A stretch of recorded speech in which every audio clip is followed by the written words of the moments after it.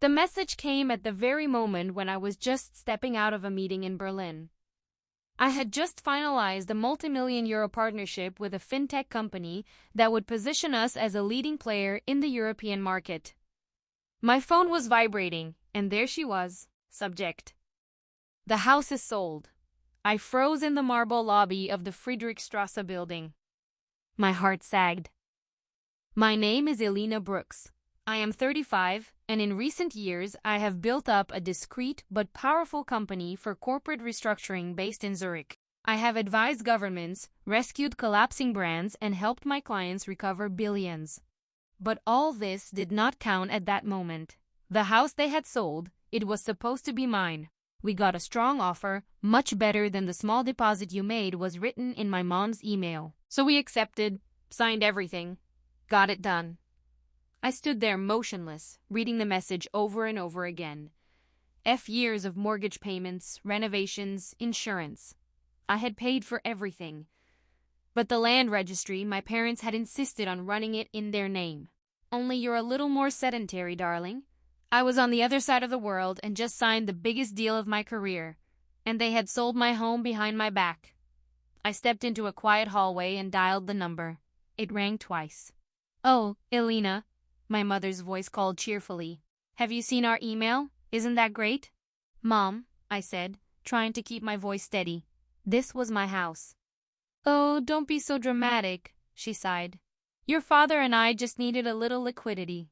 Barton and Company is not going so well anymore, and you are constantly traveling all over Europe with your little consulting thing. Small consulting thing." If only she had seen the weight of the documents that were still in my briefcase. If she had seen how the German minister shook my hand and asked me to help with the restructuring of public pension funds. "And where exactly should I live when I come back?" I asked, although I knew the answer long ago. "Oh, you can stay with us. Your old room is exactly as you left it. It will be just like when you were 17. As if that's a good thing. At that time, I was constantly compared to my brother Marcus, the golden boy. Today, CEO of the company that they had just admitted was on the precipice. At that time it was said, "Be realistic, get married well, let Marcus take care of the family business." I had built everything on my own, and yet they had taken something away from me. "I have to go," I said, ending the conversation. I returned to the conference room, where the deal was waiting for my signature. I glanced at the folder. In 2 weeks, Barton & Com would be undergoing a major audit by a mysterious new consulting firm, commissioned by the newest board member, the one who had just taken over their biggest competitor, my company. They had sold my house, but soon they would recognize to whom. And if you were to enter your own boardroom nervously next quarter, your suits in the right back, you would look directly into the face of your new boss. Sometimes revenge does not need a loud voice or a court drama. Sometimes it is just a well-appointed takeover and a quiet place at the head of the table. So while my parents were selling my house to keep their ailing logistics company afloat, I was sitting in Berlin quietly orchestrating the most ambitious company takeover of my career. Because Barton & Co., the company that my parents had built and revered, was not only in trouble, it was in free fall, and I knew exactly why. For 10 months I had been buying up their debts through a network of letterbox companies and discreetly disguised holdings. Piece by piece, step by step, every overdue supplier invoice, every missed interest payment, they landed inconspicuously with me. They thought I was running a small boutique consultancy in Zurich. In truth, I was Elena Brooks, CEO of Veritas Capital, one of the most aggressive acquisition firms in Europe, specializing in acquisitions of distressed assets. We not only saved companies, we restructured them, disassembled them, or integrated them into something better, or something that brought more profit. My phone vibrated again. A text message from Marcus. "Mom told you about the house. Sorry, sis, but business is business." Business is business. They had always used this phrase to justify everything. When they refused to guarantee my student loan because Marcus needed startup capital, when they dissolved my entire childhood savings account to plug a salary hole without ever telling me anything. And now they had sold the house that I had paid for because the company had priority. I answered tersely, "Gotcha." Then I turned to Lucas Hoffman, my legal partner in Berlin. Are the contracts concluded? I asked in German, a language I had learned years ago when I was involved in a company rescue in Frankfurt. Another chapter of my life that you didn't know about. He smiled. Everything is ready, Mrs. Brooks. By Friday, they will control 78% of Barton & Company. I signed the final documents with that calm security that my family always confused with passivity. It wasn't just a deal, it was a settlement. In a few weeks, I would legally own the majority stake in Barton & Coases, the company they had sacrificed everything for. Me too, my home too. I turned to my assistant. Book me a flight to London, I said. It's time for me to visit my parents. The following weeks are blurred in board presentations, internal audits, and asset valuations. I moved into a penthouse with a view over the Thames and ignored every phone call from my mother, every desperate email from Marcus. Should they think that I would quietly lick my wounds because of a house? Should you believe that I am still the forgotten daughter somewhere in Europe with her little consulting thing? They had no idea what was coming their way. In the morning, when everything was falling into place, I stood in front of the mirror in my suite. My tailored, dark blue blazer fit perfectly. My hair was pinned up with silent precision. The woman who looked at me from the mirror was not the disappointment that they had always smiled at. She was the storm they never saw coming, briefcase in hand. In it, the final documents that would seal my control, I made my way to the headquarters of Barton & Company. London, the same building where my father once told me, "You will never understand real business, Elena." As I stepped through the revolving door, a security guard nodded politely to me. Welcome back, Miss Brooks. It's strange how things change. If you've been secretly cheering on Elena all this time, be sure to subscribe, because the next chapter is not just revenge, it's a revelation. He, the security guard, was already on the payroll of Veritas Capital, as well as several key people in the company, whom my parents still considered to be theirs. The elevator ride to the top floor of Barton & Coel's London headquarters dragged on like an eternity. Floor by floor, I let everything happen again. The years they had pushed me aside, the eye rolls when I expressed business ideas, the teachings, the lies, the betrayal of selling my home. All this led to this moment. When the doors opened, I stepped into the familiar hallway. The walls are lined with portraits of the company founders. I heard my mother's laughter from the boardroom. Bright, forced, nervous.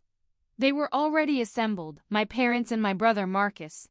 Probably, they were discussing the sudden anonymous takeover. I straightened the cuffs of my blazer and walked on. It was time to get to know the real Elena Brooks.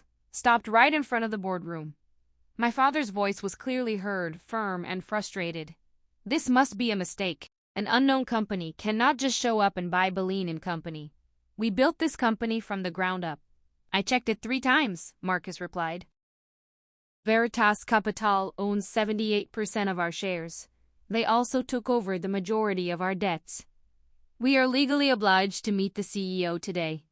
My mother interfered. Oh, I'm sure it's just paperwork. We've been through worse. We always land on our feet. At that moment, I opened the door to the boardroom. All heads turned. My father's face twisted with annoyance.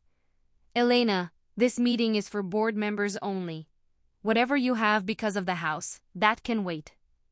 I stepped forward calmly and confidently. In fact, I'm exactly on time.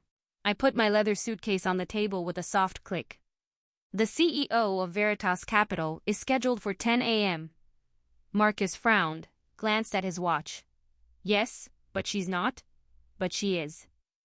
I opened the suitcase and pulled out the documents. I am here. I am the CEO of Veritas Capital. Silence. My mother's glass slipped from her fingers and shattered, clinking on the floor. My father's face turned chalk white. Marcus looked like he had seen a ghost. That's not possible, he stammered. You're running a little boutique consultation. You can't be that. My father interrupted him. Not. What exactly? I asked, tilting my head slightly to the side. Competent, ambitious, too much of a disappointment to surpass your entire legacy? I put the documents on the table. You will notice that everything is in perfect order. Veritas Capital holds the majority shares of Barton and Cum of the controlling board seats. As of this morning, I am your supervisor." My father reached for the documents. His hands were shaking. "That's a joke." "No," I said calmly. "This is a lesson. A lesson about what happens when you underestimate the wrong daughter." "Must it be?" I continued with cold calmness. "Just like the joke of selling my house without asking me. Or the joke of taking money from my education fund without a word. Or the joke of calling me a failure while I was building a multinational takeover company under your noses." My father wanted to say something, but my mother was faster.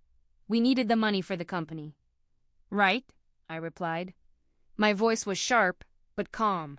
"To protect your legacy." I looked around the room and laughed softly. "Take a good look around, Minnie-Mim. This is no longer your legacy, it's mine. Veritas Capital does not only save failing companies, we are restructuring. And Barton and Company, you've been bleeding it out for years. You can't do that," my father croaked. "We are your parents." I looked him straight in the eye. "Business is business, remember?" I left the sentence hanging in the air. A phrase with which they had dismissed my needs all my life. I turned to the board. Some members could hardly suppress a grin. They had endured years under the arrogance and incompetence of my family. "Today you saw how the tide turned.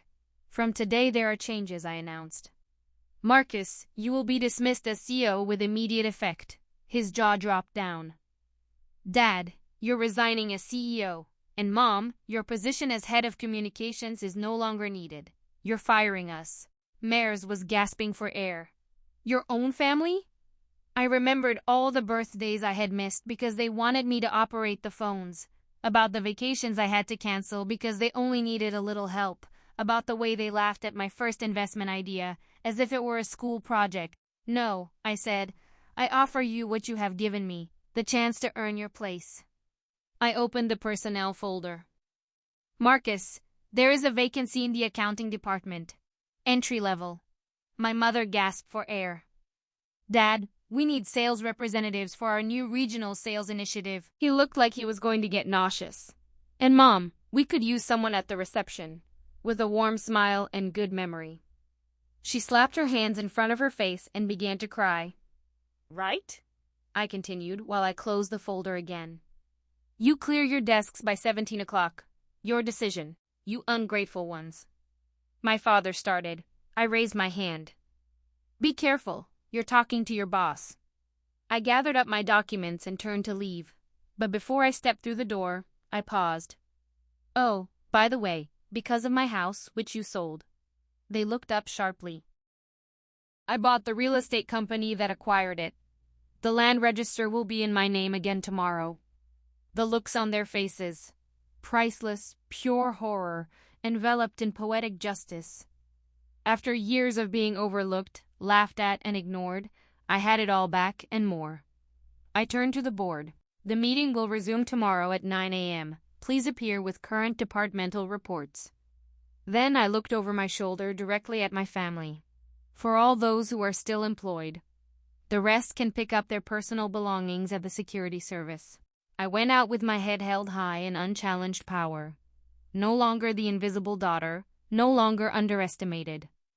While I was walking out, the clacking of my heels on the marble floor keeps it loud and final. Behind me, I could still hear how everything was falling apart. The suppressed sobs of my mother, the angry roar of my father, and the speechless horror of Marcus. But for the first time in 35 years, their noise no longer touched me. They couldn't reach me anymore. I had built something that they could never have imagined and that they had never wished for either. And now, at the height of my own success, I had finally shown them who I really was. Not the daughter they had ridiculed and written off, but the strength they had never expected. My phone was vibrating. A message from Lucas Hoffman from Berlin. "Congratulations, Mrs. Brooks. How did it go?" I smiled as I entered the executive elevator. Better than expected. Time to rebuild Barton and Coy's in my own way. As I closed the doors, I took a last look at the company logo etched in brass. They had chosen this name, this building, this image, over and over again instead of me. Now they could watch me turn it into something far beyond anything they were ever capable of. Because sometimes the best revenge is not to refute them, but to show them exactly what they have overlooked all these years. I stepped out into the London in the morning wind. The building is now my property, a symbol of everything they had tried to deny me. The next morning, I settled down in the leather armchair that had once belonged to my father. Sunlight fell across the desk and illuminated my reflection in the glass behind it. My office now. I picked up the morning paper and smiled. The headline read, Veritas Capital acquires Barton & Company. CEO reveals identity at board meeting. Unknown CEO, if only you knew. If only they understood how long I had been preparing this moment. The years of learning, the silence, the thoughtful steps, the anonymity they had made fun of. She was my biggest weapon. For her, I was just a daughter with a little consultation in Switzerland. But that's the one to be underestimated. It gives you the perfect camouflage to strike when no one is looking. I picked up my phone and dialed. Hello, Kara? Yes, I would like to offer a property for sale. Exactly, the townhouse in Wrenhurst Lane that was recently sold by the Brooks family. Break. Oh, don't worry, I own it now. I bought the holding company last week. I'll get back.